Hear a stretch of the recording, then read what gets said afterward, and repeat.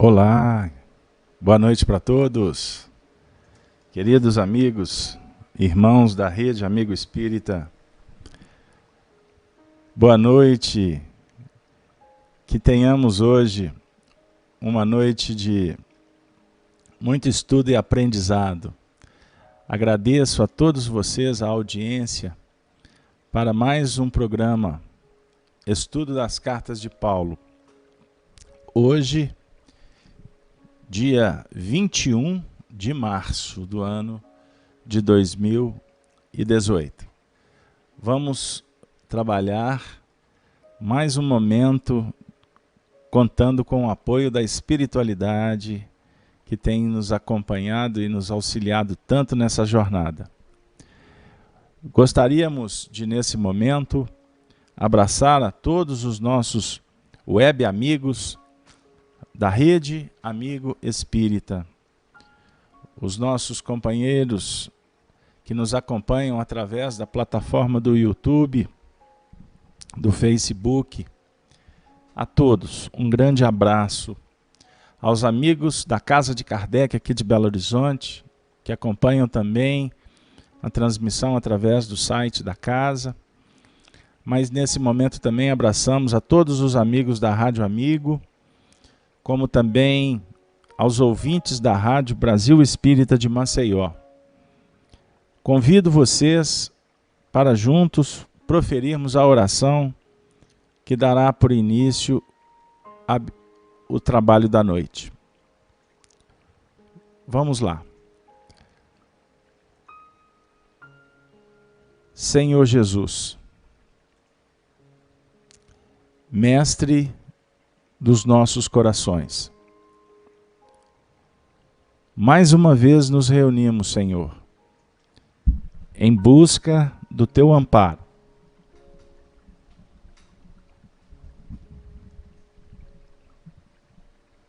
Das Tuas bênçãos, do Teu reconforto. Que possamos, Senhor, nesse encontro, mais uma vez, angariarmos esses recursos de que tanto carecemos. Que possamos, encontrar as respostas que tanto ansiamos, que procuramos em nossas orações. Que os espíritos bondosos que te representam possam nos auxiliar nesse intercâmbio bendito.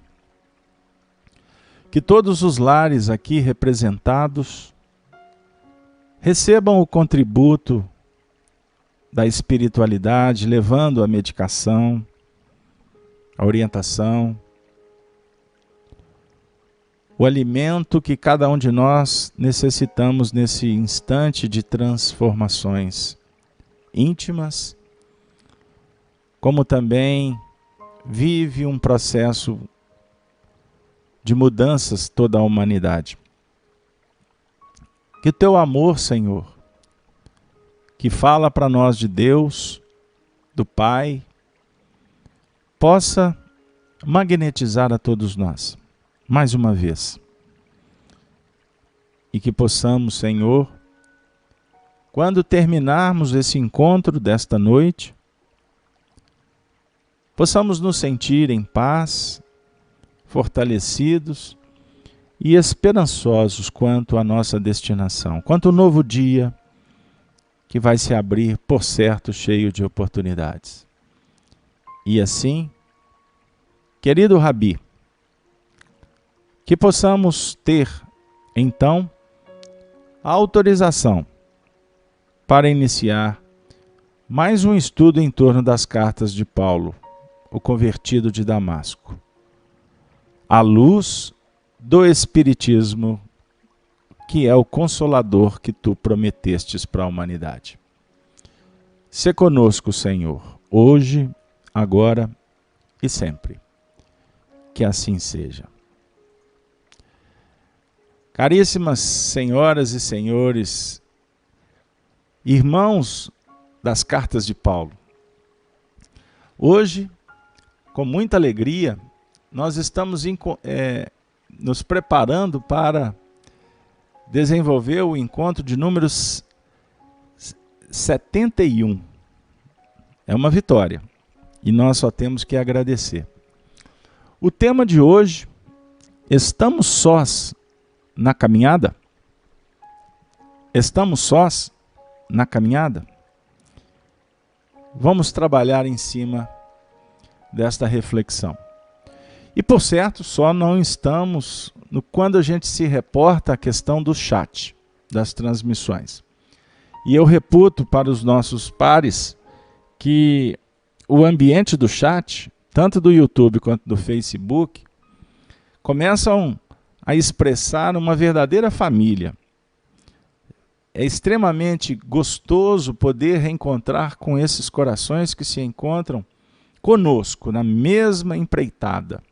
E por isso, eu inicio abraçando a nossa moderadora Cleusa Severino, que lá de Portugal, da cidade de Leiria, como trabalhadora da Rede Amigo Espírita e da equipe também da FEAC, a Cleusa tem a missão de ser a moderadora do chat. Então, Cleusa, contamos aí novamente com você nesse trabalho. E você abraçada, eu peço que abrace a todos os amigos que se encontram aí nos dois chats, tá bom? Se a gente conseguir trabalhar de uma forma interativa, vamos ser, por certo, brindados por mais um instante de uma relação fraterna, amiga, e que com certeza vai frutificando cada vez mais as nossas aquisições espirituais. Sem delongas, nós vamos hoje, queridos amigos, iniciar o capítulo 11 da carta de Paulo aos Romanos. E conforme a Bíblia que nós utilizamos, da editora Imprensa Bíblica, do João Ferreira de Almeida, nós vamos iniciar o texto que foi intitulado O Futuro de Israel. Então nós vamos ler os primeiros versículos, convidando vocês para nos acompanhar em vídeo, ou quem estiver em casa, eu também sugiro que possam usar a Bíblia de vocês para que a gente possa criar cada vez mais afinidade, identidade com os textos. Vamos lá. Primeiro versículo. A Paulo de Tarso afirma sim à comunidade dos romanos. Digo, pois, porventura rejeitou Deus o seu povo? De modo nenhum. Porque também eu sou israelita, da descendência de Abraão, da tribo de Benjamim. Deus não rejeitou o seu povo, que antes conheceu. Ou não sabeis o que a Escritura diz de Elias? Como fala Deus contra Israel, dizendo: Senhor, mataram os teus profetas e derrubaram os teus altares. E só eu fiquei. E buscam a minha alma? Mas, que ele disse a resposta divina: reservei para mim 7.000 homens. 7.000 homens. Ou varões que não dobraram os joelhos diante de Baal. Assim, pois, também, agora nesse tempo, ficou um resto, segundo a eleição da graça. Da graça, faltou aqui, está só a eleição graça, é a eleição da graça. Então vamos voltar. Primeiro versículo. Digo, pois, porventura rejeitou Deus o seu povo? De modo nenhum, porque também eu sou israelita, da descendência de Abraão, da tribo de Benjamim. Paulo de Tarso vem consolar os cristãos de Roma. Como cada um de nós que procuramos seguir os ensinamentos do Cristo em nosso setor de ação, podemos assim dizer, à luz do Espiritismo. Portanto, a doutrina espírita é a ferramenta que utilizamos para penetrar e ampliar cada vez mais o nosso entendimento, penetrando nas letras e nos libertando através do trabalho, da dinâmica mental, qualificando as ações para que possamos cada vez mais nos engrandecer no Senhor. Esse texto visita-nos, como agora, que caminhamos muitas vezes em dúvida, enfrentando os embates,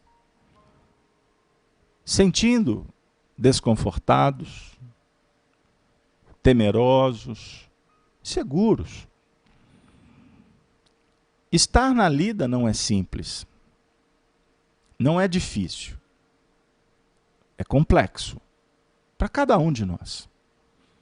Independente de onde nos encontramos, com quem estamos convivendo, o Espírito está empreendendo um projeto chamado evolução.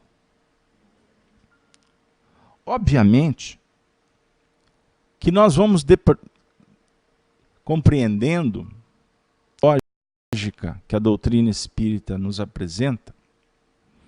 Por exemplo, gostamos de citar.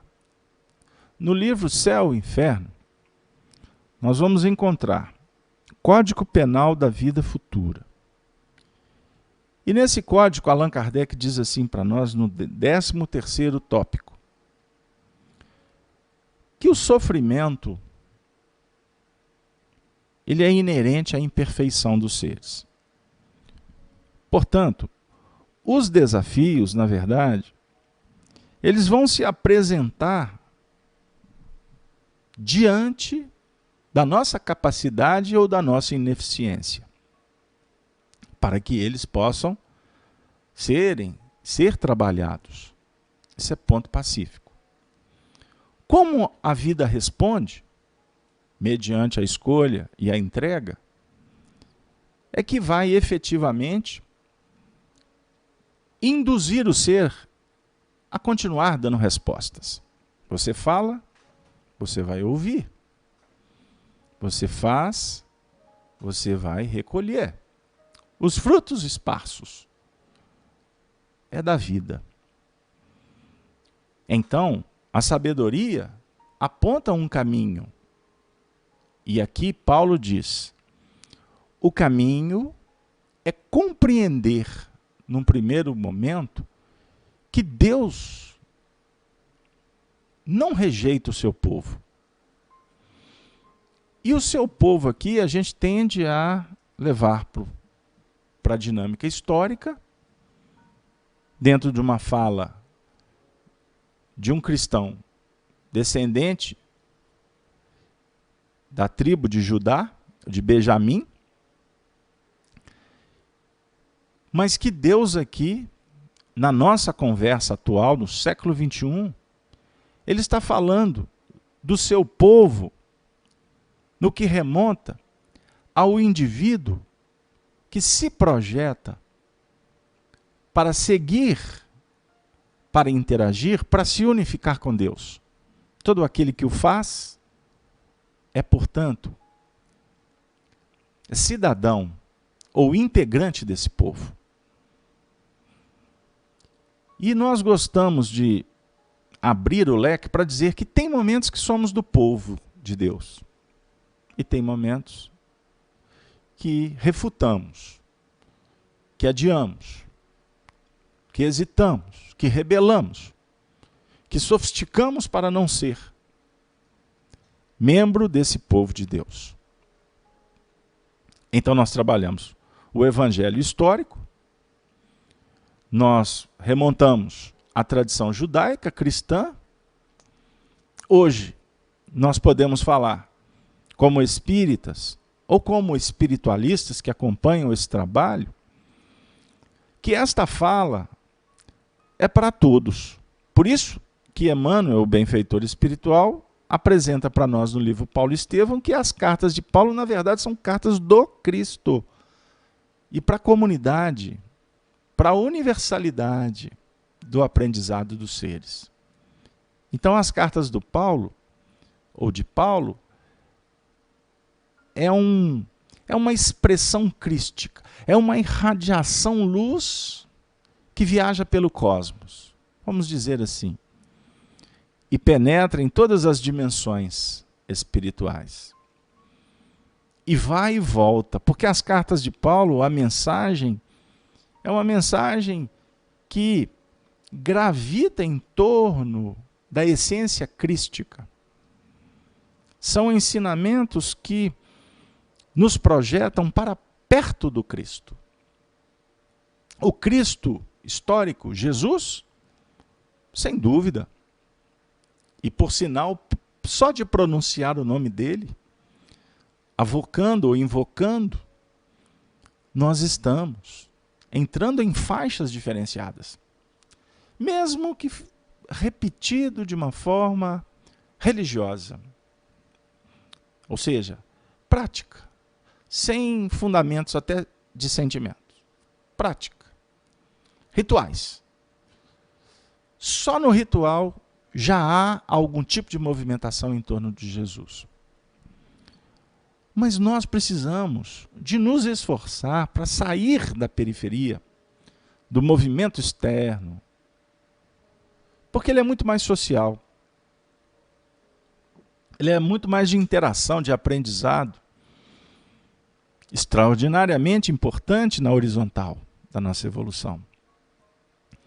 Mas o convite aqui é mergulharmos na nossa intimidade, verticalizando, essencializando, para que a mensagem se torne robusta, imponente, que preenche, que acalenta, que estimula, que poetiza, que luariza, que indica, que sublima, que liberta o ser para outras moradas, para outras frequências. Para que quando voltarmos, não num movimento místico, abrindo parêntese, mas no movimento psíquico, na dinâmica espiritual, num projeto no qual vamos aprendendo a dominar a nós mesmos. Porque o universo que nos importa, de verdade, é um universo pessoal, íntimo. Pessoal não no sentido de persona, mas no sentido de indivíduos espirituais que temos um reino no qual estamos sendo convidados para reinar,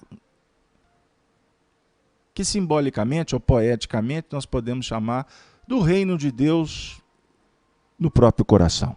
Vamos ficar por aqui para não fazer muitas ilações e não facilitar para o nosso povo. Nós temos que nos dominar, psicológica, moralmente falando, espiritualmente. Quando falamos espiritualmente, a palavra fica muito vaga para alguns. Espiritualmente eu posso também encaixar a questão da sensibilidade, eu posso traduzi-la em percepções, eu posso trabalhar mediunidade, as forças anímicas, as forças sexuais da alma. São projeções para que a gente possa perceber que sensação, que emoção, que sentimento são expressões dessa alma. O amor, ele se irradia de N maneiras, com várias facetas, tonalidades, especificidades, qualidades, cheiro, direção. Tudo isso brota da gente. Então Paulo está dizendo que não há motivo para que nós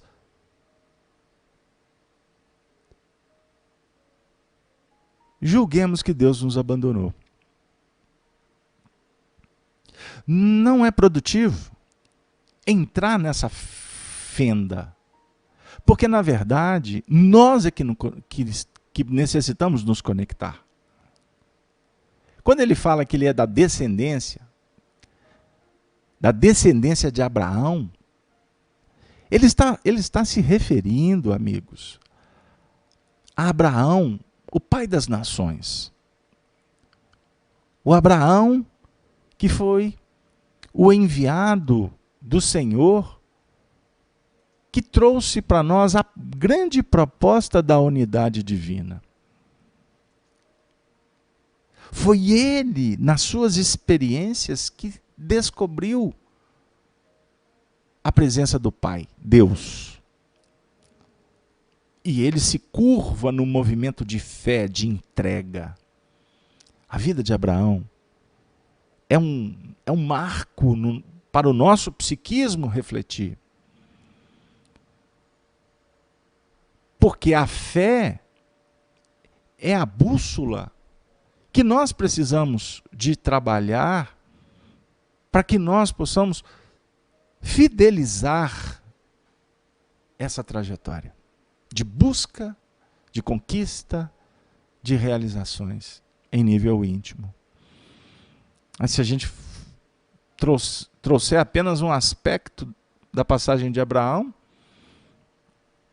o instante em que ele é provado na fé e que ele entrega o próprio filho Isaque para ser sacrificado, o fruto dele, o seu filho, ele entrega Isaque à providência divina, responde de uma forma magnânima, como responde para todos nós em vários momentos da nossa vida. Não é esse fruto, não. Você já deu o seu testemunho. É a chamada providência divina. E o que é providência divina? Allan Kardec esclarece para nós no livro A Gênese, os milagres e as predições segundo o Espiritismo, que está completando 150 anos. A providência é a solicitude de Deus para com todas as suas criaturas. Deus está em toda parte, tudo vê e a tudo preside, mesmo as mais pequenas coisas. É nisso que consiste a ação providencial. Como Deus, tão grande, tão poderoso e tão superior a tudo, pode imiscuir-se em detalhes ínfimos, preocupar-se com os menores atos e com os menores pensamentos de cada indivíduo? Esta é a pergunta que a incredulidade faz a si mesma. De onde ela conclui que, admitindo a existência de Deus, sua ação só se exerce sobre as leis gerais do universo, que este funciona desde toda a eternidade, em virtude dessas leis, às quais cada criatura se acha submetida na sua esfera de atividade, sem que tenha necessidade de concurso incessante da providência divina. Eu vou ficar por aqui, porque Kardec dá uma chave para nós no final desse parágrafo. Deus sabe tudo. Mas ele não há necessidade dele estar acompanhando cada lance, cada detalhe, dos menores. Porque Deus, na definição aqui filosófica de Kardec, que é belíssima, né? Deus exerce, ou só exerce, sobre as leis gerais do universo. Então nós estamos envolvidos por leis naturais. E essas leis se expressam o pensamento divino. Por isso a doutrina espírita nos convida para estudar estas leis. E é o que nós estamos fazendo. Porque estudando essas leis, nós vamos chegar na conclusão que o Senhor realmente não nos abandona.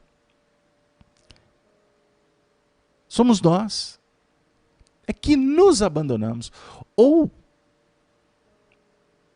hesitamos, adiamos o que devemos fazer. E quando deixamos de gravitar em torno da justiça, da ciência e do amor, numa maravilhosa expressão de Paulo, na questão 1009 de O Livro dos Espíritos, somos nós outros que vamos experienciar, que vamos obter o sofrimento como retorno. Portanto, o sofrimento, ele vem porque nos desarmonizamos. Porque introduzimos na nossa intimidade o que não é bom, apropriamos do que não deveria ser apropriado, instauramos reflexos, hábitos, que vão, na verdade, responder no grande futuro, na apresentação do chamado destino. Então nós estamos envolvidos pelo destino, que foi escrito, definido por nós mesmos. E por isso, em alguns instantes, nos sentimos quedados, caídos, cansados. Como o texto propõe,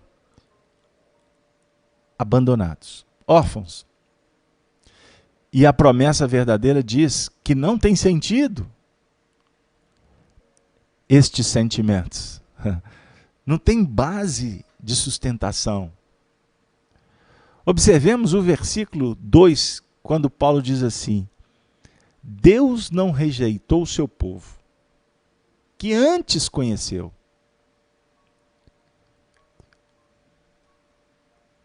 O que o Paulo quer dizer? Antes o conheceu.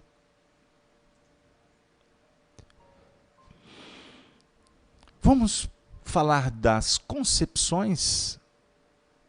Vamos conversar sobre verdades? Aproximar da justiça? Implementar a justiça? Viver o amor na dimensão da ciência? Coloca o indivíduo num patamar que ele não consegue mais retroceder, voltar atrás. Conquistas espirituais, valores, são imperecíveis. Então Paulo está dizendo que antes conheceu, depois que você bebe água limpa, é complexo beber água suja. Então, se nós conhecemos, se nós percebemos, se nós sentimos um valor que está para além da nossa real posição espiritual, significa que nós demos um passo. Esse passo é o conhecer a Deus. Deus não está em toda parte? Principalmente dentro de nós? Então, depois que há a reflexão de um conteúdo, quando não operamos com esse conteúdo, com esse valor, nós vamos cair na chamada queda.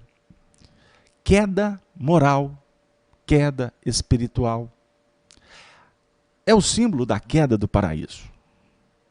E esse assunto nós podemos discuti-lo sobre vários pontos de vista.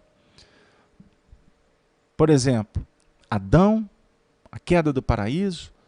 Nós podemos falar da raça adâmica no ensinamento que Allan Kardec trouxe para nós. Espíritos que vieram habitar o planeta, que chegaram porque não puderam permanecer numa situação de progresso dos mundos de onde vieram, porque não quiseram, tergiversaram, tripudiaram, não quiseram acompanhar essas notas evolutivas, então eles mesmos, por opção, vieram, por exemplo, para a Terra, para ajudar outros seres primitivos a evoluir. Mas nós podemos falar também da queda nesse sentido, ou nas expressões íntimas. Quando você dá um passo, e que você, portanto, qualifica a vida, e você vai, no exemplo, beber água limpa, retrogradar espiritualmente jamais. Mas por opções, por escolhas, podemos sim, ao invés de manter um padrão espiritual superior, conforme a concepção, conforme o ensinamento, conforme o aprendizado, nós podemos falar assim, não, eu vou deixar isso para depois, eu quero continuar lá atrás. Então, quando nós fazemos essa opção, é o mesmo que você querer manter o pé chafurdado no charco, na lama. Você pode subir, mas você não faz questão de subir.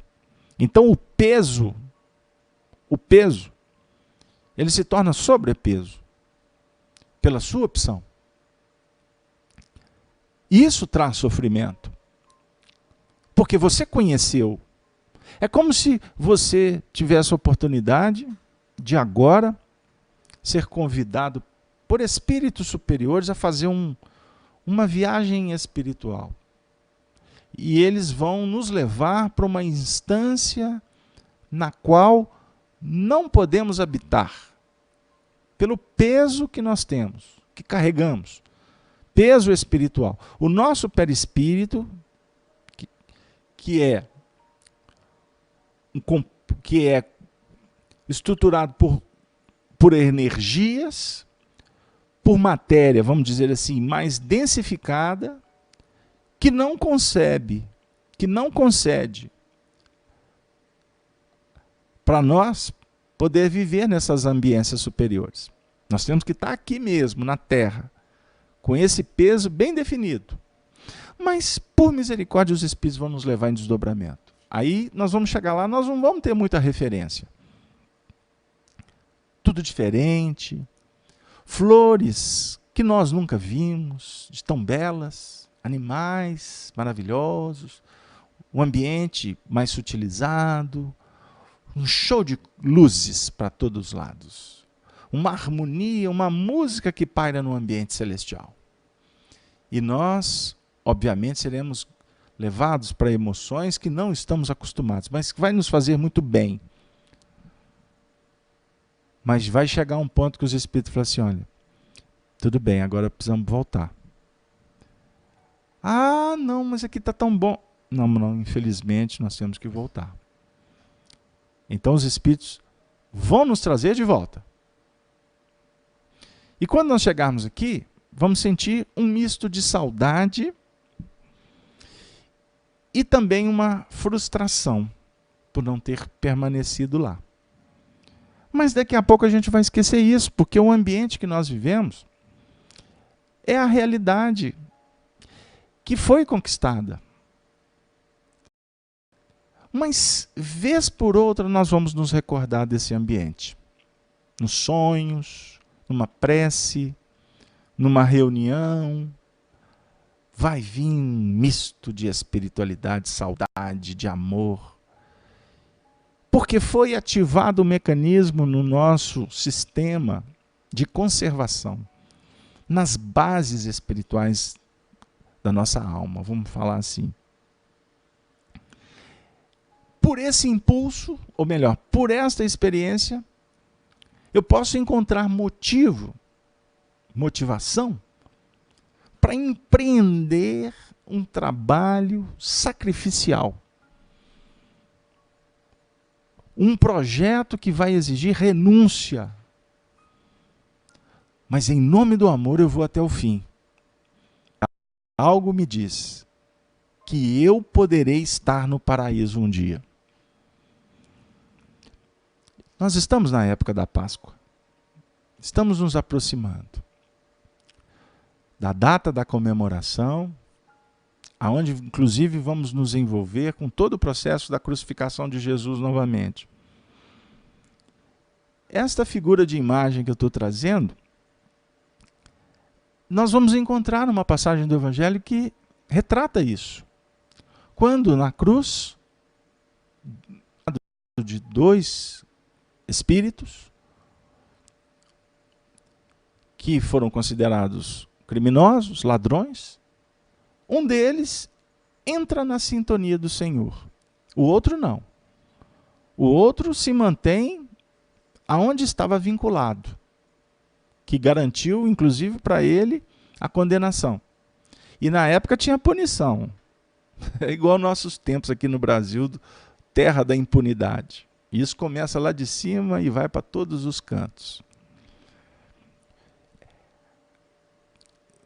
Aquele que entrou na sintonia elevada perguntou para Jesus se Jesus poderia se lembrar dele quando Jesus chegasse no mundo espiritual. Jesus não só diz que sim, mas afirma: ainda hoje estarás comigo no paraíso.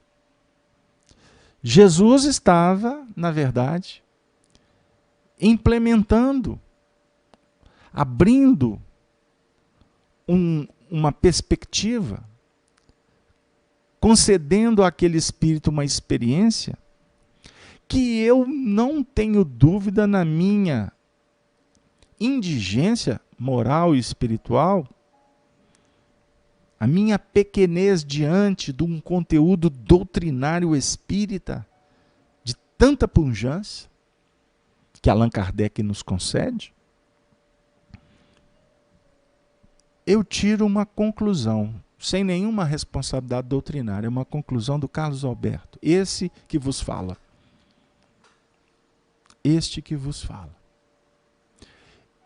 Eu não tenho dúvida de que aquele companheiro que estava do lado de Jesus, o chamado pela história, tratado como o bom ladrão, até hoje, naquele momento, naquela experiência, ele se motiva para amar e lutar para permanecer no paraíso. Porque o Emmanuel, naquela época com Chico Xavier, nos esclareceu que Jesus disse que ele estaria com ele no paraíso. Mas Jesus não afirmou que ele permaneceria com ele. Porque se Jesus tivesse dito ele, afirmado isto, Jesus estaria rasgando a doutrina da evolução, da meritocracia, da autonomia do espírito, que precisa de se conscientizar quanto às leis, para operacionalizar com estas leis, no domínio íntimo, e dividindo as suas experiências no sentido positivo com o semelhante, fazendo ao outro o que gostaria que o outro lhe fizesse. Esta é a proposta. Por isso, em espiritismo, não há misticismo.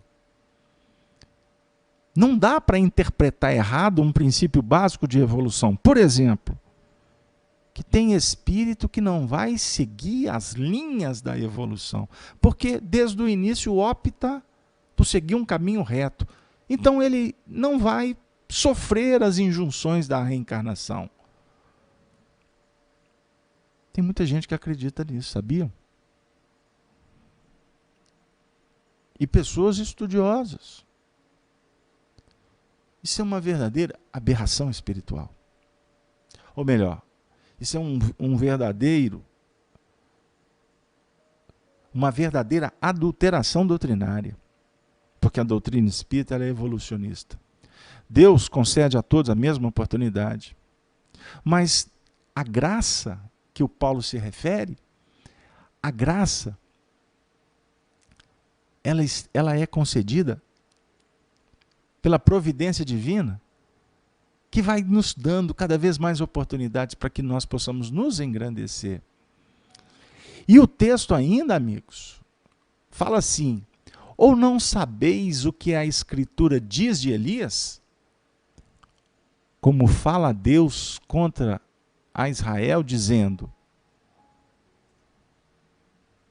Senhor, mataram os teus profetas e derrubaram os teus altares, e só eu fiquei, e buscam minha alma.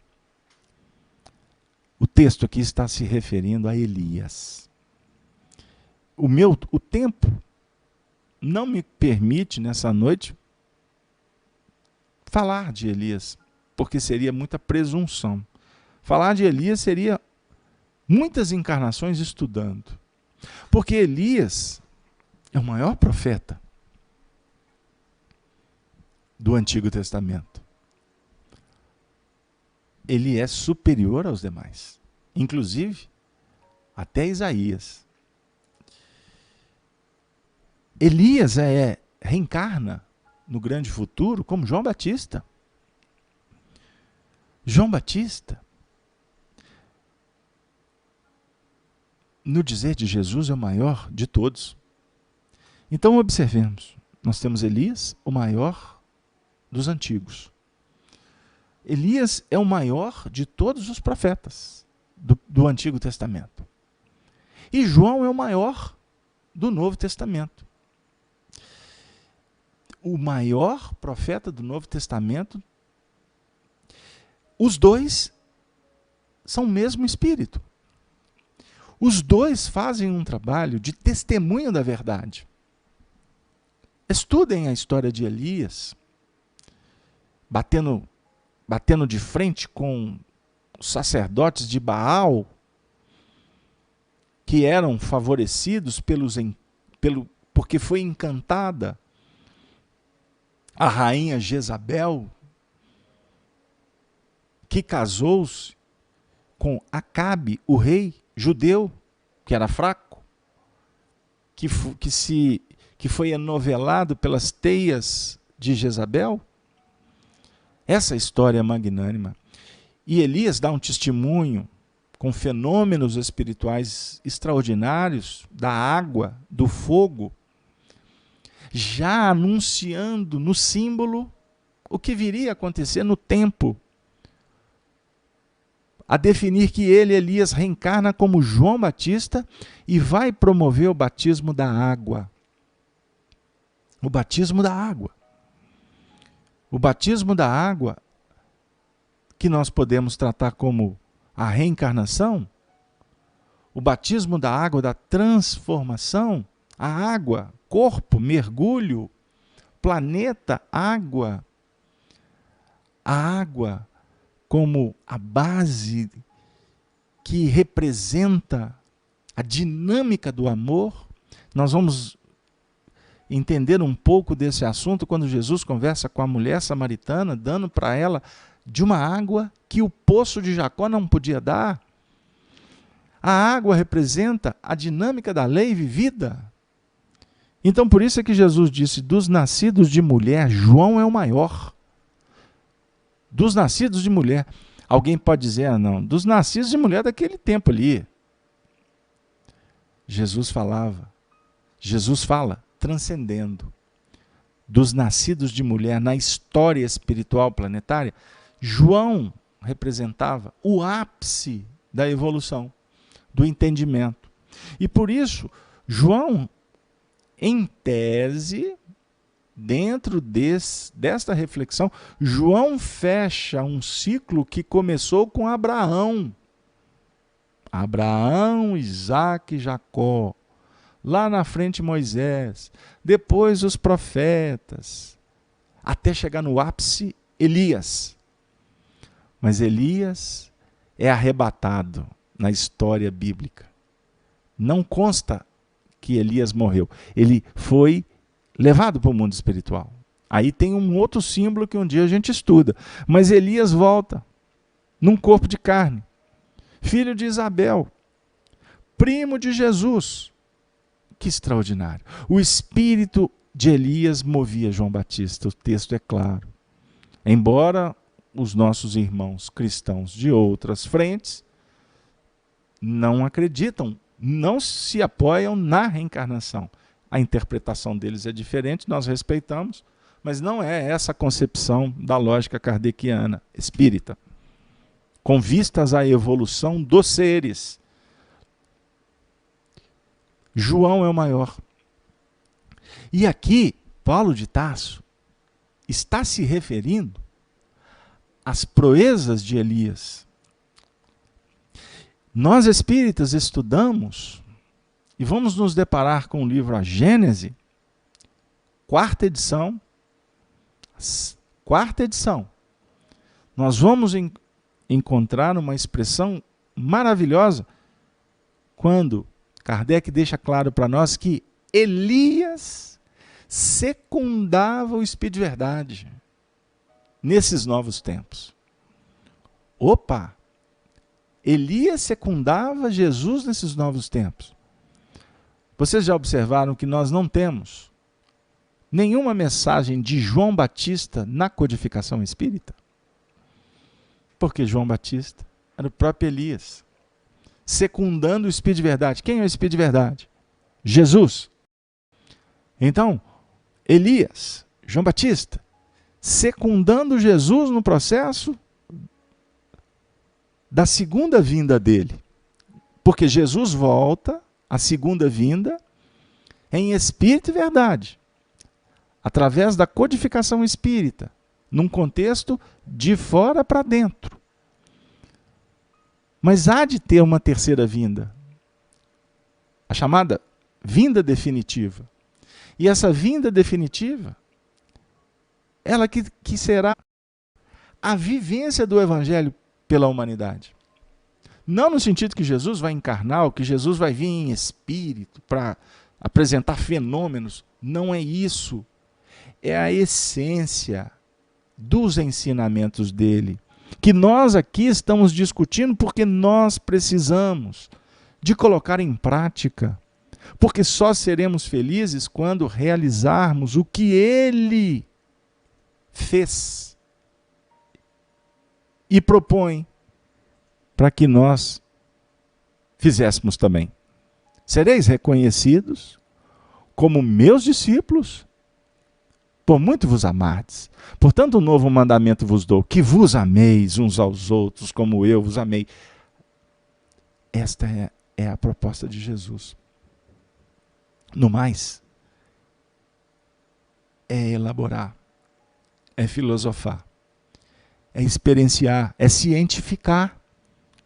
Por isso que Allan Kardec, quando foi codificar a doutrina espírita, ele deixa para nós de uma forma muito clara que ele, quando se deparou com o fenômeno espírita, o retorno dos mortos, dos vivos que morreram e que retornam para nos contar sobre a realidade espiritual, ele não foi para as sessões com ideia preconcebida, ele não tinha nenhum projeto filosófico religioso.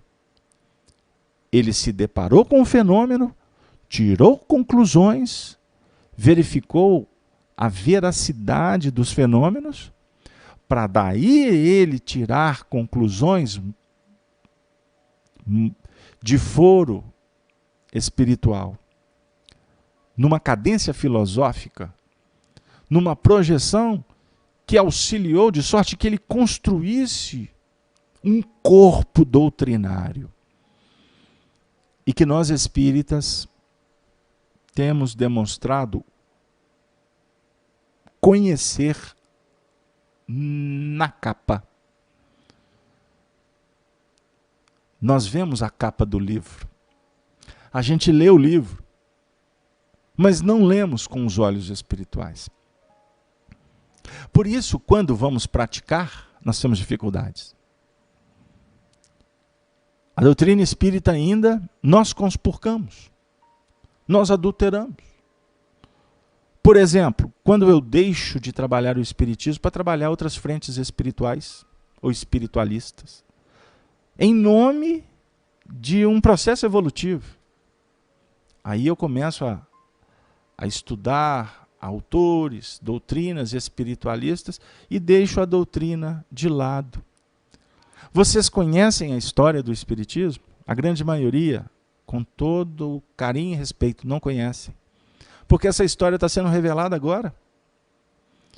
Porque aqueles que tinham uma missão de dar continuidade na preservação e na divulgação da doutrina espírita após a desencarnação do mestre leonês Allan Kardec, ele nem fechou os olhos direito, começaram a acontecer inserções dentro da doutrina, ou melhor, do movimento espírita. Para não dizer da doutrina, porque livros começaram a ser alterados.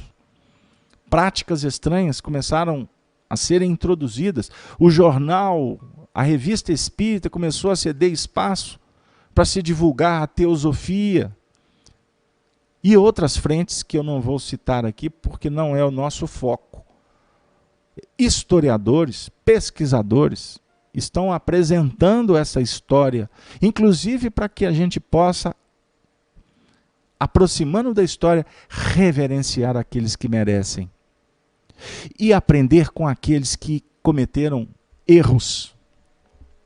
Reverenciar, por exemplo, Gabrielle Delany, Afropos, reverenciar Amélie Gabrielle Boudet, a Madame Kardec, que foi aquela alma sensível, artística, poética, professoral, rosa, que ajudou a revisar cada linha, cada frase destas obras maravilhosas que nós estudamos. Ela do lado do seu amado, o professor Rivaio. Então, é necessário que nós estudemos a história, para que a gente possa verificar o que nos compete fazer e diminuir a margem de erro, sabendo que vamos errar. Mas nós não podemos errar com os bens preciosos que Deus está colocando em nossas mãos. Eu não posso conspurcar, sob pena de trazer, de avocar sofrimento e experiências dolorosas no grande futuro. Queridos amigos, Elias, João Batista, eles são precursores. Eles preparam o caminho do Senhor. Eles preparam para nós a senda do amor. O que Allan Kardec faz para nós? Por que os espíritos o tratavam como mestre, reverenciando a envergadura daquele homem? Por que tantos espíritos nobres se curvavam a ele? Isso é para a gente pensar, refletir. Por que nós vamos encontrar textos que o tratam como precursor da felicidade celestial? Por que João, o evangelista João, na codificação, tem uma página na Revista Espírita que fala que o precursor, no período de Allan Kardec, estava encarnado? João. E aí, nós temos muito material para estudar. Inclusive Humberto de Campos, que em vários momentos se refere ou associa Allan Kardec a João Batista. Para a gente pensar. Mas o que nos importa não é esse detalhe, porque ele pode ser confuso para alguns, errôneo na interpretação para outros. Isso não é o mais importante. O que vale para nós não é quem assina a mensagem.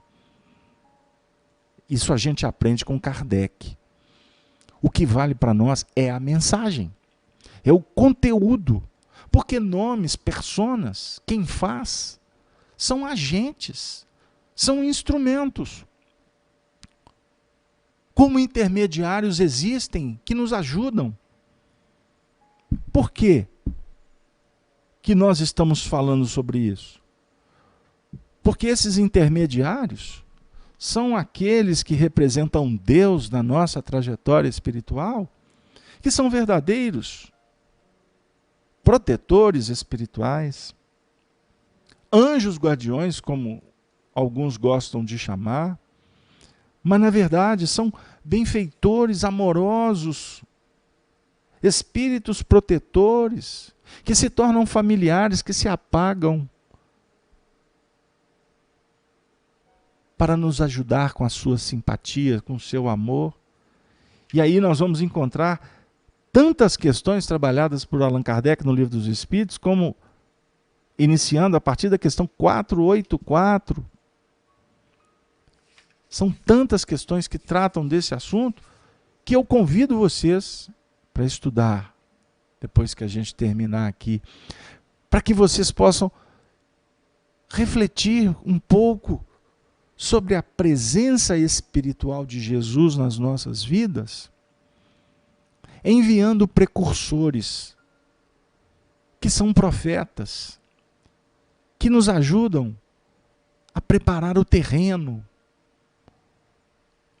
Do nosso lado são mães, são pais, são filhos, almas amorosas.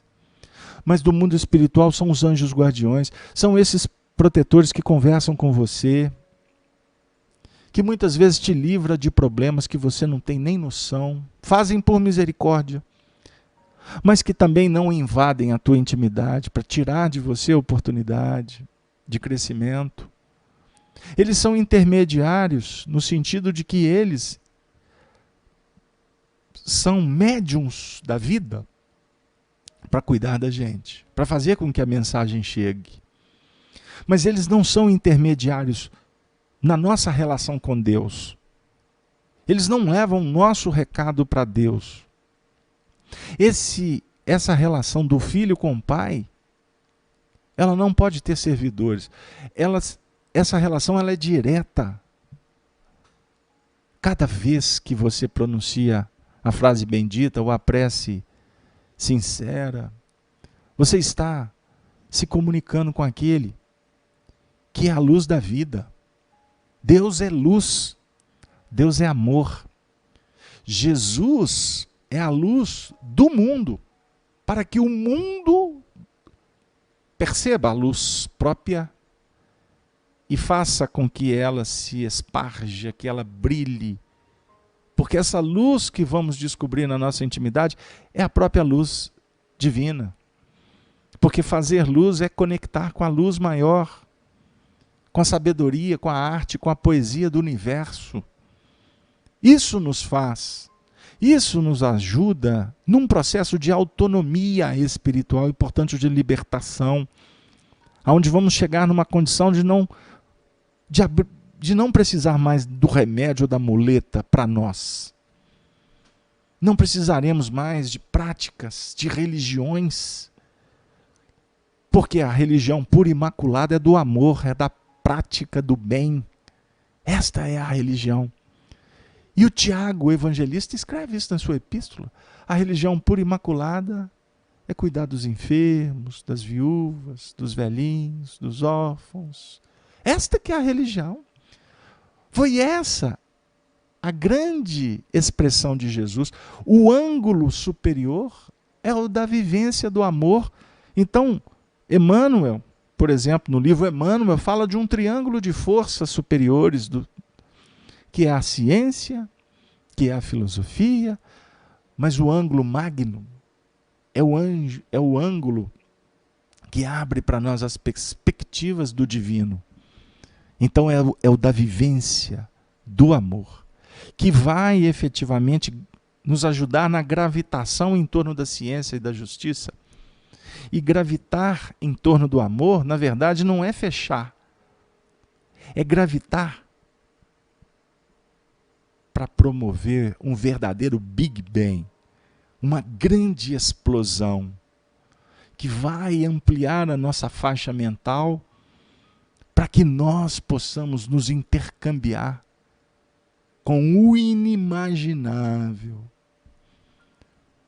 E agora, nosso coração, sabedor que o nosso tempo está chegando ao fim, eu gostaria de agradecer a vocês, a audiência, agradecer a espiritualidade, a oportunidade, porque trabalhar as cartas de Paulo, eu conversava com um amigo que estuda o Evangelho com a gente nos sábados à tarde, eu disse para ele, amigo, o estudo das cartas de Paulo é completamente diferente de estudar, por exemplo, o Apocalipse, que por sua vez é completamente diferente de estudar João, Mateus. Cada texto da Bíblia, Antigo e Novo Testamento, são frequências que se projetam, que se intercambiam. São painéis que se abrem, são fendas que podemos penetrar em espírito e verdade, porque são facetas do nosso psiquismo. Um dia, nós vamos compreender que esse livro, a Bíblia, é o livro da nossa casa mental. O livro dos Espíritos, nós vamos chegar na conclusão que não é livro dos Espíritos lá de fora. É livro dos Espíritos aqui de dentro. É o livro da minha vida. Estudar o livro dos Espíritos, a Gênesis, o Céu e o Inferno, o livro dos Médiuns, o Evangelho segundo o Espiritismo, é estudar a si mesmo, intercambiando com aqueles que querem também viver o Cristo. Cada página que você abre, você se consorcia com aqueles que querem vibrar nesta página, com aqueles que se esforçaram por conectar com o mundo maior e traduziram em letras, em parágrafos, em lições. É promover um grande circuito associativo de repercussões incalculáveis no campo da espiritualidade. Evangelho é vida. nos ensina Emmanuel. E com a alma feliz, agradecida pela audiência, pela presença de todos vocês, eu gostaria de encerrar a nossa participação deixando aqui uma página que tem tudo a ver com o nosso tema. Estamos sós na caminhada? Emmanuel, no livro Rumo Certo, primeira lição, intitulada Ele Atenderá, vai deixar aqui para nós algumas reflexões para o desdobramento da noite e para o dia que se avizinha, cheio de oportunidades. Afirma Emmanuel: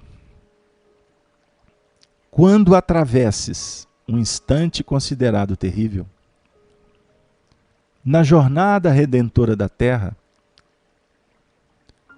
recorda que o desespero é capaz de suprimir-te a visão ou barrar-te o caminho. Para muitos, esse minuto estranho aparece na figura da enfermidade. Para outros, na forma da cinza com que a morte lhes subtrai temporariamente o sorriso de um ente amado. Em muitos lugares, guarda a afeição de crise espiritual, aniquilando a esperança. E em outros ainda, ei-lo que surge por avalanche de provas encadeadas, baldando a energia. Ninguém escapa aos topes de luta, que diferem para cada um de nós, segundo os objetivos que procuramos na conquista do Espírito. Esse jaz atormentado de tentações. Ele padece abandono. Aquele outro chora oportunidades perdidas, e mais outro lamenta os desenganos da própria queda. Se chegastes a instante assim, obscurecido por nuvens de lágrimas, arrima-te à paciência, ouve a fé, aconselha-te com a reflexão e medita com a serenidade. Mas não procures a opinião do esmorecimento. Desânimo é fruto envenenado da ilusão que alimentamos a nosso respeito.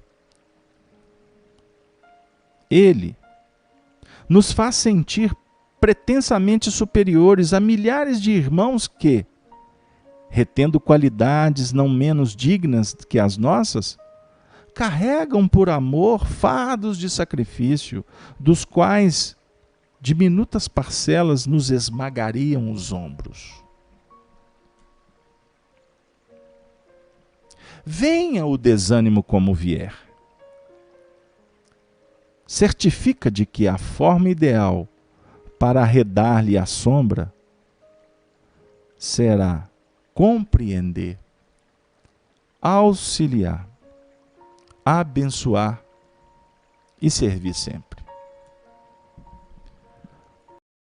O coração conturbado ou ferido, magoado ou desfalecente, serve em favor dos que te amparem ou desajudem, entendam ou caluniem. Ainda que todos os apoios humanos te falhem de improviso, nada precisas temer. Tens contigo a frente e a retaguarda, à esquerda e à direita, a força do companheiro invisível, que te resolve os problemas, sem perguntar, e que te provê com todos os recursos indispensáveis à paz e a sustentação de teus dias. Ele que ama, trabalha e serve sem descanso. Espera que ames, trabalhes e sirvas quanto possas. Sem que o saibas, ele te acompanha. Os pequeninos progressos e se regozija com os teus mais íntimos triunfos, assegurando-te tranquilidade e vitória. Ele, que te salvou ontem, salvará também hoje.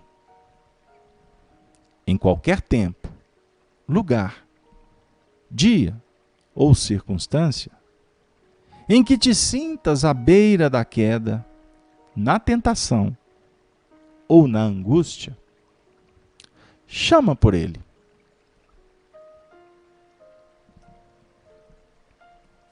E ele te atenderá pelo nome de Deus. Em nome do Senhor, nós agradecemos mais esse momento singular. Que os bons espíritos continuem nos inspirando para continuarmos um tanto mais e reclamarmos um tanto menos. Que possamos nos arvorar de coragem. Que possamos nos fortalecer de esperança. Que possamos dar as mãos em nome da união, para buscar, sem pestanejar,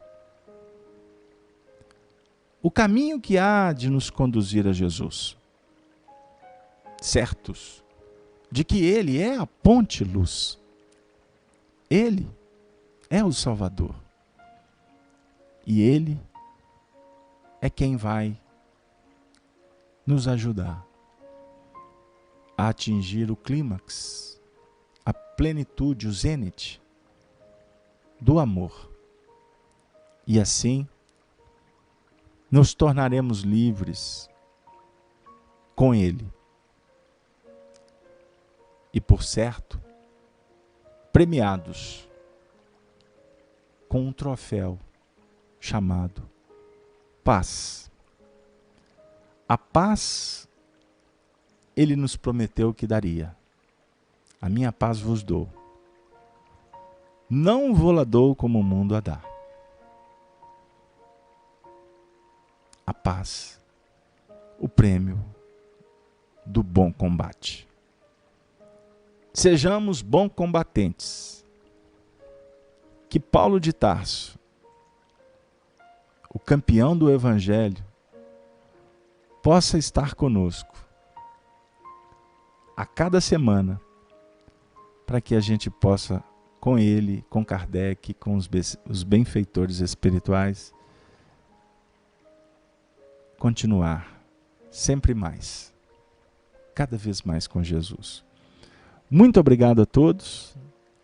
Eu gostaria de endereçar um complexo e um ósculo de muita fraternidade, de muito respeito, de muita admiração, de muita gratidão a todos vocês que são os componentes que sustentam essa audiência e que nos ajudam com as vibrações, com as participações, com os e-mails que recebemos, com os estímulos, para que a gente possa continuar nesse projeto de divulgar a doutrina dos Espíritos. Muito obrigado a todos, e assim eu me despeço com a saudação dos cristãos dos primeiros tempos. Ave, Ave, Ave Cristo.